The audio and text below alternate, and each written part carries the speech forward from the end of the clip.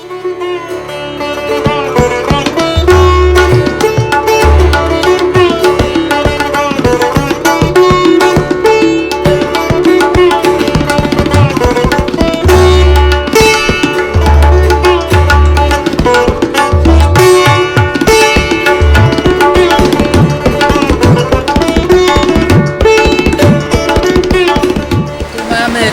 Váh. Je to najdlhšia rieka na Slovensku a pre nás je niečo podobné ako Ganga pre Indov. Celý život sa vlastne točí okolo rieky Váh. Je tu najviac miest na brehu rieky, počnúc od Vysokých Tatier, kde je prameň Váhu, končiac prítokom rieky do Dunaja. Sme tu v Piešťanoch, je to multikultúrne centrum. Sme na moste, ktorý nás spája s kúpeľami v Piešťanoch. A vidíme, že je tu atmosféra pokoja. Piešťany žijú Indiou, lebo práve túto Termia paláci bývali svojho času maharádžovia z Indie a Piešťany si počas svojej histórie aj v Balneologickom múzeu spomínajú na tie časy, kedy tu boli maharádžovia a kedy nadviazali spoluprácu s Indiou. Piešťany takisto patria medzi mestá, kde je spolupráca na úrovni medicíny. Je tu naturopátia, prírodná medicína, liečba slnkom, liečba bahnom, minerálnou vodou, masážami. A dá sa povedať, že je veľmi blízka ajurvédskej medicíne.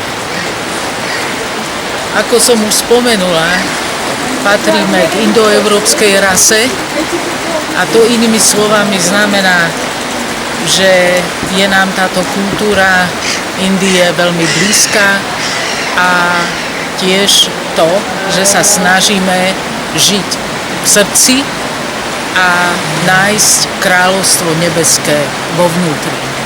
A to sa práve darí aj nám tu v Piešťanoch, v tomto malebnom meste, kde stojí čas, kde je najviac slnečných dní v roku. A tu máme aj naše centrum jogy a spoločnosti Slovensko-indického priateľstva. Teraz sme v sídle spoločnosti Slovensko-indického priateľstva v Piešťanoch. Tam začína Lajerov dvor. Ako vidíte, je tu veľa priestoru na rôzne aktivity. Oproti sa nachádza Ganesha klub, v ktorom sa stretávame pri rôznych besedách s chutným vegetariánskym občerstvením a indickou hudbou.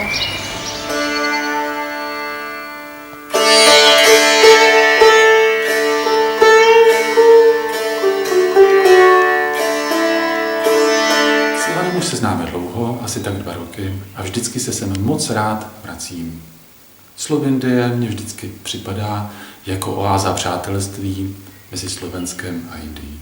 Už od roku 1985 tu uskutočňujeme ekologické aktivity zamerané predovšetkým na vnútornú očistu, zdravú stravu a zdravý životný štýl. V septembri 1989 sme založili Československú úniu vegetariánov. Sme v Bojniciach pred Bojnickým zámkom.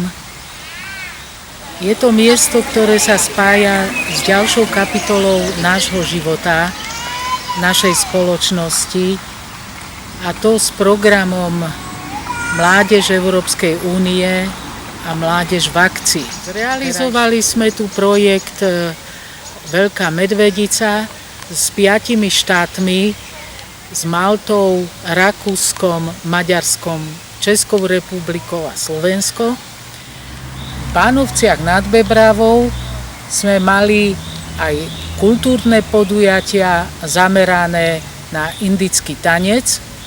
Zúčastnili sa ho priamo indické tanečnice, ktoré prileteli na turné do Európy. Tento rok organizujeme celoslovenskú výstavu fotografií indického umelca. Táto výstava sa nazýva Kresťanstvo v Indii. Je to v spolupráci s indickou ambasádou. Koncom roku 1989 sme vydali prvú jogovú knihu v Československu Yoga v dennom živote. Tu sme aj roku 1987-88 realizovali celú sériu školení pre lekárov a rehabilitačných pracovníkov, nielen z piešťanských kúpeľov, ale zo všetkých kúpeľov Slovenska pod vedením docentky Jarky Motajovej a indického jogína Swamiho Maheshwaranandu. Prvý kurz jogy som viedla už od roku 1985 v balneoterapii, v telocvični piešťanských kúpeľov, a keďže bol úspešný, ľudia i lekári mali záujem naučiť sa cvičiť jogu, tak sa toto rozšírilo potom aj pre pacientov a začali sme bádať a realizovať výskumy tým lekárok, aby sme aj odborne ukázali výsledky, účinky jogy. Mali sme veľkú radosť, keď sme sa dozvedeli, že 21.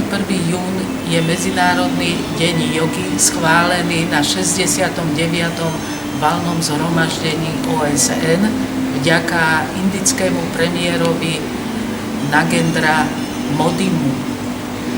Moc nás to potešilo, že aj Slovensko bolo medzi 177 krajinami, ktoré bez nejakého preťahovania patrilo k tým, ktorí sa chytili za ruky, ako to opísal premiér Modi, a spoločne schválili toto úsilie spolu s rezolúciou 69/131 o ľudských právach a práva každého človeka dosiahnuť najvyšší štandard telesného i duševného zdravia. Tento rok organizujeme už 3. ročník detskej súťaže v spolupráci s indickým veľvyslanectvom. Táto súťaž je v kreslení na motívy indických bájok. Niektoré víťazné kresby sú uverejnené v týchto dvoch knihách. V tejto prezentácii ste videli zlomky našej činnosti.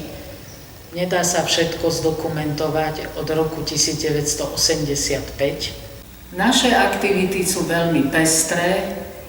Robíme programy s Indami, ktorí žijú na Slovensku. Premosťujeme východ a západ. Snažíme sa vymieňať si dobré praktiky v rôznych oblastiach výchovy a vzdelávania, v rôznych oblastiach spoločenského života, ale predovšetkým v kultúre. Máme radosť, že máme takéto pekné centrum v Piešťanoch a že tu môžeme robiť veľa aktivít.